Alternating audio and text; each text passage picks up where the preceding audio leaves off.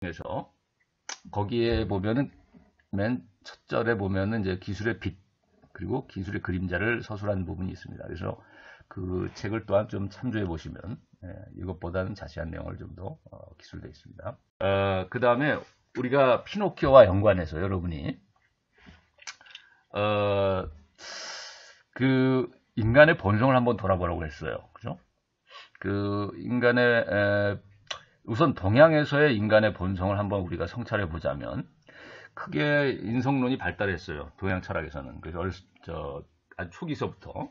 그래서 춘추 전국 시대부터 나타난 그 유가 사상, 유가 사상이라든지 또 여러 가지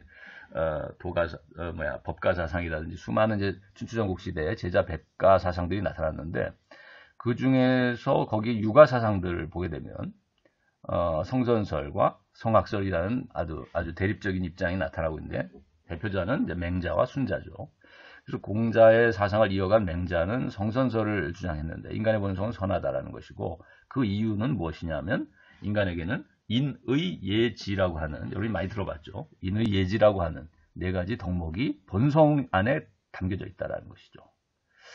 그래서 어떻게 보면은 동양에서 말한 인간의 조건 중에서도 성선설에서 주장하고 있는 특히 맹자나 공자가 주장하는 인간의 조건은 바로 이러한 인으로 대변되고 하나로 통칭하자면 인이고 그죠? 인의 예지 세부적으로 들어가자면 인의 예지 이 네 가지 덕목을 인간 본성으로 이해하고 이것이 바로 인간이 착하고 선한 근거다라는 거죠. 그리고 사단이라는 것은 뭐냐면 이런 네 가지의 인의 예지라는 덕목이 즉 인간의 선한 본성이 실현돼 나오는 단초를 의미합니다. 그 단초라는 것은 인간이 어떤 측은한 마음, 측은지심, 또 수호지심, 인간이 어떤 그 정의롭고 또 불의한 것을 보면 정의롭고 불의한 것을 보게 되면은 그 아주 혐오의 감정을 느끼죠. 또 그런 것이 바로 이제 수호지심이고 그 다음에 사양지심은 이제 그 예절의 기초가 될 수 있는 것들이 여기서 나타나 보인다는 것이죠. 그래서 우리가 어떤 사람이 선물을 준다 해도 우선 사양을 하는 마음이 인간의 예의에 맞는 것이고 덥석덥석 받는 것은 사실은 예절이 없는 모습으로 비춰진다. 그 다음에 시비지심, 옳고 그른 또 맞고 틀린 것, 진위를 명명백백하게 분별하고 구별하는 이런 인간의 어떤 모습 속에서 이런 것들이 나타났을 때 우리가 그 사람은 분별력이 있고 지혜롭다. 이렇게 알 수 있다는 것이죠. 그래서 이것은 인의 예지라는 네 가지 인간의 본성, 덕목이 나타나 보이는 단초를 측은지심, 수호지심, 사양지심, 시비지심으로 표현한 것입니다. 이것들이 그러니까 이러한 단초가 좀 더 싹이 돼서 싹이 이제 자라나서 열매를 맺고 꽃이 피고 열매를 맺게 되면 선한 삶이 자연스럽게 실현될 수 있다. 이것이 맹자의 성선설이고 그 다음에 이것이 사회적으로 나타나고 정치적으로 나타났을 때 덕을 실현하는 정치가 이루어질 수 있고 그러한 덕을 실현한 이런 인간 본성을 실현한 도덕적인 정치 문화를 이제 왕도 정치라고 말한다. 그리고 이러한 왕도 정치가 이루어지지 못할 때, 즉 정치가들이 덕을 실현하지 못하고 그 사회를 부덕한, 부정하고 어질지 못하고 불의하고 예의가 없고 그 다음에 아주 어리석은 이런 사회로 만들어갔을 때 그 사회로 그 정치가에 대해서는 우리가 역성혁명, 혁명을 통해서 성을 바꾼다는 뜻이죠. 즉 이시 왕가, 그러니까 예를 들면 고려시대에 고려시대 정권이 이제 이조 혁명에 의해서 그죠? 이성계 혁명에 의해서 이시조선으로 바뀌듯이 이런 것들이 이제 역성혁명인데 성이 바뀌는 왕조가 바뀐다는 뜻이죠. 그러니까 그 통치자 왕을 혁명을 통해서 바꿀 수 있다라는 것이 이제 역성혁명론입니다. 덕을 이루지 못한 부덕한 임금의 경우는 그다음에 이제 성악설은 순자가 주장했는데 그 인간 본성은 이제 악하다고 봤어요. 순자는 그 이유는 근거는 이기적인 욕망에 뿌리를 두고 있다. 사욕에 있다. 그래서 인간은 본성적으로 이기적이다는 거죠. 우리가 질문을 했던 것 중에 하나가 인간의 본성은 과연 이기적인가? 우리가 뭐 여우나 피노키오에 나타난 그 스트롬볼리라든지 공화당 주인이라든지 또 플레저 아일랜드의 주인 킬러 딜러 같은 자 이런 사람들을 거기에 인물들을 보게 되면 상당히 사욕, 이기적인 욕망에 가득 찬 화신으로 보여지는데 이러한 것들 때문에 인간의 본성은 이제 악하게 되는 것이다, 악한 것이다 이제 이렇게 이야기한다는 거죠. 그래서 순자의 그 통치 방식이나 또 교육 방식은 인위적인 교화를 통해서 인간과 사회를 선하게 만들어 가야 된다. 그래서 같은 육아 사상 안에 속하지만 그래서 다 어떤 도덕적인 사회를 만들어 가자라는 그 목표는 같지만 그 출발점에서 기초하고 있는 기초는 좀 다른데 맹자는 인간 본성이 선하고 도덕성을 갖기 때문에 그것을 자연스럽게 실현하면 된다는 것이 이제 인간 사회를 도덕화시켜 나가는 방식이고 순자는 인간의 본성은 악하고 사욕, 이기적인 욕망으로 가득 차 있는 존재들이기 때문에 그들을 인위적으로 도덕교육이라든지 이런 교화를 통해서 또는 법적인 처벌을 통해서 선하게 만들어가야 된다는 것이죠. 여기 영향을 받았던 것이 이제 한비자 같은 법가 사상가입니다. 그래서 엄격한 법과 형벌에 의해서 사회를 통치해 나가야 된다라는 이제 법가 사상이 나오게 되죠.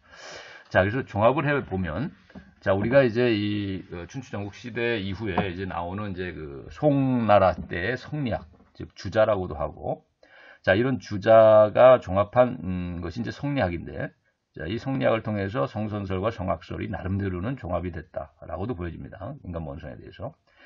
그래서 그는 단지 이제 인간의 본성에 관한 얘기만 하는 것이 아니라 하나의 그 세계관, 즉 인생관이자 인간관뿐만 아니라 어떤 세계관.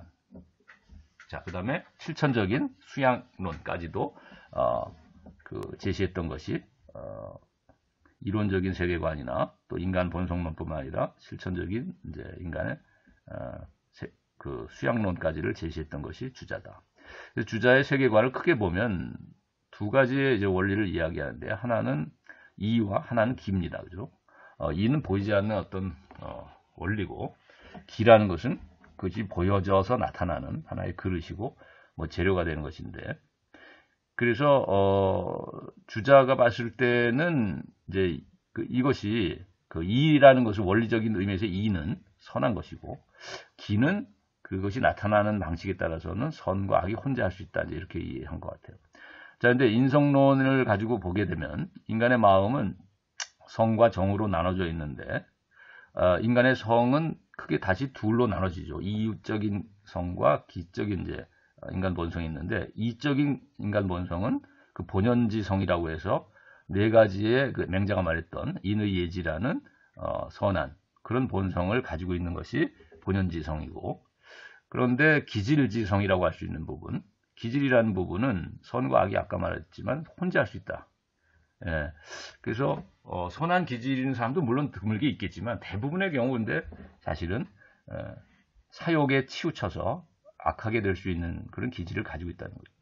그 다음에 성정이라고 나눠서 봤는데 인간의 마음을 정의 측면에서 보자면은 그 맹자가 왜 사덕이 나타나는 그 하나의 단초를 사단이라고 표현했죠. 이것은 측은지심, 수호지심, 사양지심, 시비지심과 같은 어떤 인간의 감정이나 느낌과도 연결되어 있다는 거예요. 그래서 이 사단에 해당하는 것이 우리가 이적인 원리에 기반한 인간의 본연지성, 즉 사덕, 인의 예지라고 하는 인간 본성, 선한 본성이 도덕적인 본성이 인간의 감정을 통해서 나타나는 하나의 단초가 사단이고 그것이 아까 말한 맹자의 사단이 되겠습니다.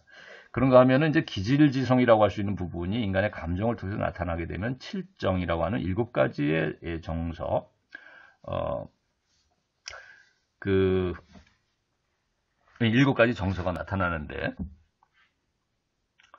자, 그것은 기질이 외부와 감흥을 통해서 일어나는 것이고 여기에는 선한 정서도 있을 수 있지만 악한 정서가 혼재할 수밖에 없다.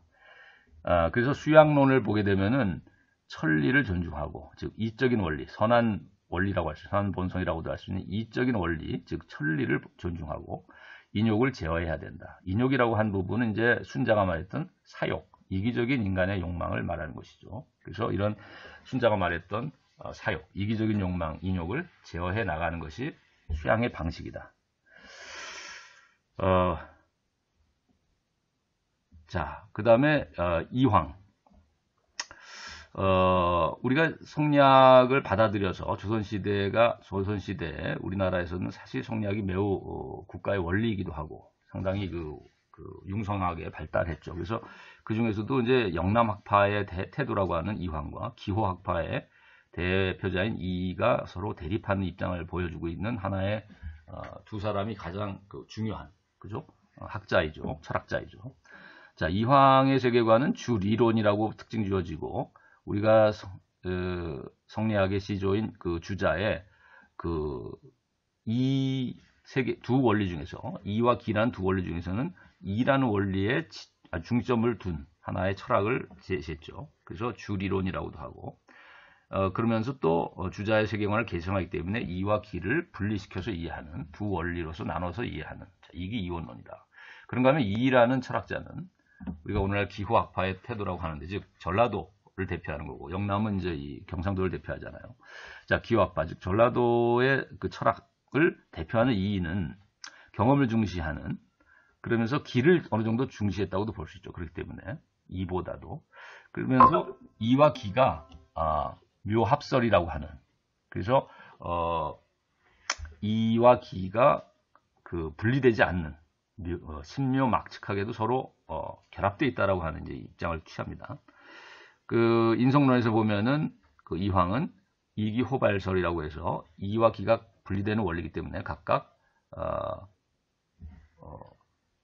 발할 수가 있는 것인데 상호 그 기호학파를 대표하는 이는 기발이승 일도설이라고 해서 오직 발할 수 있는 것은 기다. 즉 기가 모든 것들을 추동시키는 출발점에서는 기가 작용하는 것이고 이라고 하는 원리는 보이지 않는 이라는 원리는 그것에 올라탄다. 승이라는 게 올라탄다는 거죠. 승차라는 의미처럼 마차에 탄다든지 자동차에 타는 것처럼. 그래서 기가 발하고 이라는 원리는 보이지 않는 원리는 거기에 올라타는. 그래서 결국은 기만이 오직 한 방향이죠. 기만이 발하는 출발점이 되는 것이 이제 기발 이승 일도설이라고 하는 것입니다. 그래서 여기서 이제 4단 7정이라는 이 정서적인 문제에 있어서는 7정 가운데에서 4단이 속해 있다는 거예요. 선한 부분으로. 왜냐하면 7정 안에는 선악이 혼자 하는데 그 중에서 선한 부분에 해당하는 것인 4단이지 4단이 따로 있고 7정이 또 분리돼서 있는 것이 아니다. 인간의 감정이라는 것은 7가지 정서로서 통합돼서 이해될 수 있는데 희노애악, 애락, 애구, 욕 뭐 이렇게 되겠죠. 그래서 하여튼 이 7가지 정서 가운데서 우리가 선한 부분이 있고 이제 약간 악한 부분이 이제 혼재하는데 그 중에서 선한 부분이 4단에 해당하는 것이지 4단과 7정이 분리되어 있는 것은 아니다.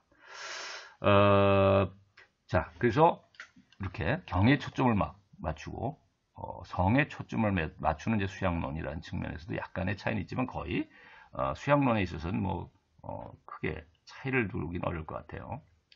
자, 동양의 사상을 이제 얘기를 했고, 자, 서양의 인간 본성에 관한 사상을 간단하게 얘기하자면 성선설을 대변하는 것은 이제 소크라테스나 플라톤, 그 다음에 근대에는 루소가 유명하죠. 자연으로 돌아가라고 했던. 그래서 인간 본성이 자연 본성이 선하기 때문에 뭐 자연의 본성으로 돌아가면 인간은 선한 삶을 살 수 있고 사회를 만들어갈 수 있다는 이제 이게 루소의 생각이고 소크라테스도 알면 행한다. 플라톤도 그것을 개성했다고 보여지는데 그래서 우리가 선이 무엇인지를 모르기 때문에 사람이 실수를 하고 악을 행하는 것이지 본성적으로 악한 사람은 아무도 없고 본성적으로는 선을 지향하는데 선이 무엇인지를 잘 모르기 때문에 악을 실수를 행할 수도 있다는 거죠. 그렇기 때문에 선이 무엇인지만 알면 선은 당연히 실행될 수 있다. 실현될 수 있다. 그래서 이걸 뭐 지행 우리가 그래서 우리가 여기서 이 소크라테스의 입장은 알면 행한다라는 이 말로서 표현될 수 있다. 그 다음에 이제 소피스트나 근대 홉스 같은 사람들은 자연 상태를 만인에 대한 투쟁 상태, 그 늑대와 늑대 간의 그 경쟁 상태나 마찬가지로 생존 경쟁을 해나가는 그 자연 상태는 투쟁 상태인 것이고 인간의 본성도 마찬가지로 뭐 늑대와 늑대처럼 서로 먹이를 향해 다투는 그런 투쟁 상태가 인간 본성이다. 투쟁의 본성을 가지고 있다. 투쟁하는 본성을. 자, 그러니까 인간 본성은 이제 악하다. 우리가 순자가 말했듯이 사욕을 가지고 이기적인 욕심을 가지고서 경쟁하고 투쟁해 나가는 이런 모습 속에서 이제 우리가 순자나 홉스나 인간의 본성을 악한 것으로 이해했다라고 볼 수 있겠습니다. 그런가 하면 이제 우리가 칸트 같은 철학자는 아까 그 주자가 성전설 성악설을 종합했다고 했는데 칸트 같은 철학자가 서양에서는 이제 성선설과 성악설 이 양자를 나름대로 종합한 것으로 나는 생각이 됩니다. 그래서 그의 세계관을 가지고 보게 되면은 인간은 크게 두 가지 세계에 걸쳐져 있는데 하나는 예지적인 세계와 또 하나는 이제 현상적인 세계입니다. 근데 예지적 세계라는 것은 우리가 주자도 그렇게 생각했지만 인간의 이성을 통해서 이적인 원리에 의해서 그 이성이라는 것은 선한 의지와 연결되어 있는데 그러니까 이론적으로는 우리가 이성이라는 표현을 쓰지만은 실천적으로는 선한 의지라는 표현도 쓸 수 있을 것 같아요. 왜냐하면 이제 칸트도 이론 이성과 실천 이성을 구별해서 표현을 했지만 실천 이성이라는 부분은 의지와 연결고리를 갖는 것이죠. 그 중에서도 순수 실천 이성 이런 표현을 썼을 때 그 순수 실천 이성이라는 것이 이제 선한 의지하고 연결됩니다. 그래서 이런 예지적인 세계에 속하는 것이 바로 이성이고 선한 의지다. 그래서 오늘날은 이제 양심이라고도 표현되는 것이고 우리가 피노키오에 나오는 푸른 요정이 인간의 본성으로 하나의 대변했던 하나의 낱말일 수도 있겠죠. 컨션스. 칸트는 또한 현상적인 그 세계에 걸쳐져 있는 인간은 사실은 실천적으로 보자면 우리가 순자가 인간의 사욕을 얘기했는 것처럼 현상 세계에 있어서는 인간도 그 욕망의 지배를 받는다고 보는 것이죠. 그래서 인간의 그 욕심은 이기심을 통해서 나타나는데 그것이 이제 악한 성향이라고도 볼 수 있습니다. 그러니까 양심을 어겨서까지 선한 의지를 위배하면서까지도 사욕을 추구해 나가는 것, 자신의 이익을 추구해 나가는 성향이 그 양심을 꺼림칙함에도 불구하고 내가 다른 사람의 물건을 가져온다든가 내가 공평하게 나눠줘야 함에도 불구하고 양심을 어겨서까지라도 내 몫을 더 챙기고 나눠준다든가 이런 것은 이제 악한 성향이 인간에게 있기 때문이라고 보는 것이죠. 이기심의 눈이 어두운. 자, 그것이 이제 이게 현상적인 인간의 모습일 수 있을 것 같아요. 그래서 이 예지적인 존재로서의 인간과 현상적인 존재로서의 인간은 선과 악의 어떤 대립구도 속에 있을 것 같다는 생각이 듭니다. 그러다 보니까 실천적으로는 마음의 혁명이 필요하다. 즉 우리가 이 현상을 살아가면서 현상 세계 속에서 경험적인 세계 속에 살아가면서도 이기심과 욕망이 들끓는 삶을 살면서도 어떻게 내가 양심에 어긋나지 않고 양심에 꺼림직하지 않고 양심의 소리를 무시하지 않고 살아갈 것인가. 거기에는 근본적인 마음의 혁명이 필요하다는 거죠. 정말 우리나라 신라시대 예화 중에 그런 게 있죠.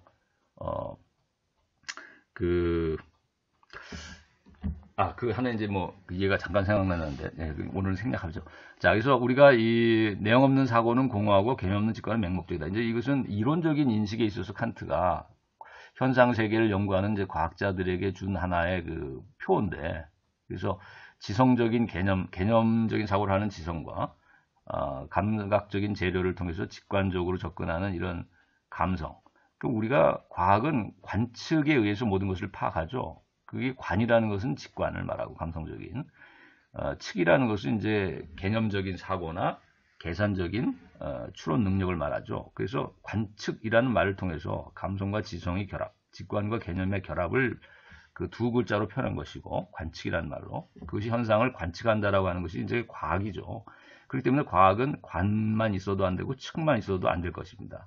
즉 직관만 있어도 안 되고 개념만 있어서도 안 될 겁니다. 그래서 내용 없는 사고는 공하고 개념 없는 직관은 이제 맹목적이다. 이것이 칸트가 과학자들에게 준 하나의 충고이자 과학적인 인식을 가능케 하는 하나의 명제이고 표어가 되는 것이죠. 이것이.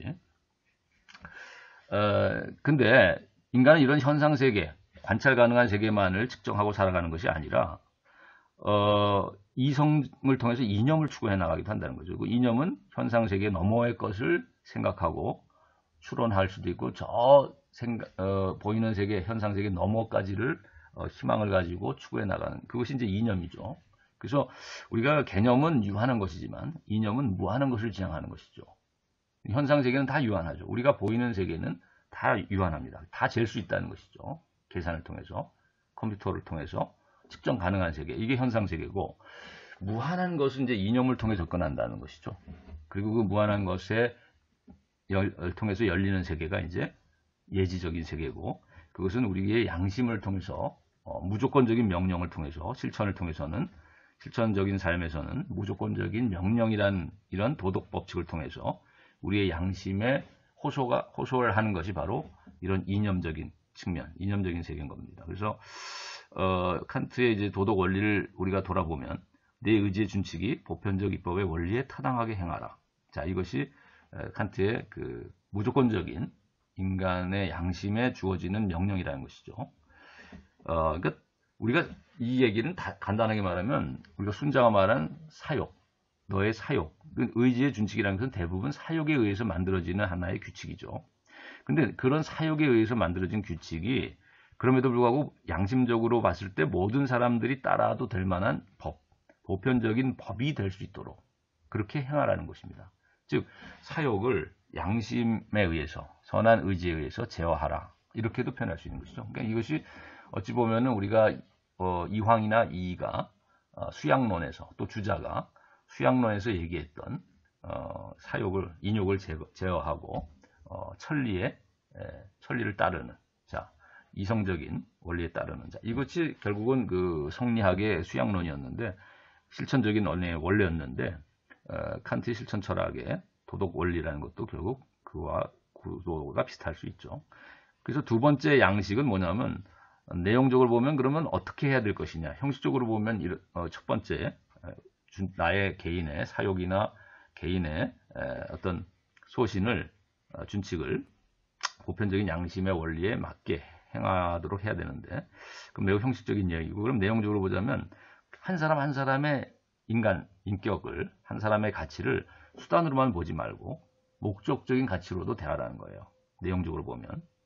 그래서 실천적인 관점에서 내용이라는 것은 다 가치적인 요소죠. 그래서 한 사람, 내 주변에 어떤 범부, 어떤 뭐 가족, 내 주변에 어떤 친구, 친지, 또 후배, 아랫사람이든 윗사람이든 내 주변의 상사 또는 동료, 누구든 간에 모든 사람의 그 가치를 수단으로만 내 이익의 도구로만 여기지 말고 그 가치를 그 자체에 의미가 있는, 그 자체로서 가치 있는 목적으로도 대하라는 것입니다. 이것이 이제 내용적으로 설명하고 있는 도덕 원리인데 이게 사실 우리 양심이 우리에게 호소하는 내용인 것이죠. 그죠? 양심의 소리를 통해서 선한 의지를 가진 양심을 가진 사람이라면 누구나 이것은 공감할 수밖에 없는 내용이 해당하는 거죠. 가치관에 해당하는 것이고 인간을 대하는 가치관에 해당하는 것이고 자, 세 번째는 뭐냐면 모든 사람을 목적의 왕국의 구성원으로 대하라. 목적의 왕국이라는 것은 앞에서 목적적인 가치로도 대하라고 그랬죠. 내 수단적인 가치로만 보지 말고 내 이익의 수단으로만 대하지 말고 목적이라는 가치로서도 대하라 이렇게 했는데 목적의 왕국이라는 것은 이런 그 자체로서 가치 있는 사람들로 이루어진 사회를 말합니다. 목적의 왕국은.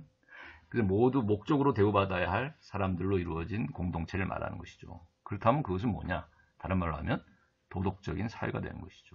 그래서 모든 사람을 도덕적 사회의 구성원으로 대해라. 즉 모든 사람은 어떤 경제적인 이익관계, 이해관계, 나의 어떤 사업에, 내 투자에, 손익 계산의 관계로서만 사람들을 공동체를 이해하지 말고 도덕적 사회의 구성원으로서 사람들을 이해하라. 자, 이런 것이 이제 칸트의 도덕 원리 세 가지의 정식입니다. 근데 이 세 가지의 정식은 정식화가 셋으로 되어 있지만은 단 하나의 같은 도덕 원리를 말하는 것이고 간단히 말하면 우리가 블루 페어리 피노키오에 나오는 유호정이 말했던 인간의 조건에 해당하는 것이죠. 인간이 갖춰야 할 인간으로서의 삶이 반드시 갖춰야 할 조건.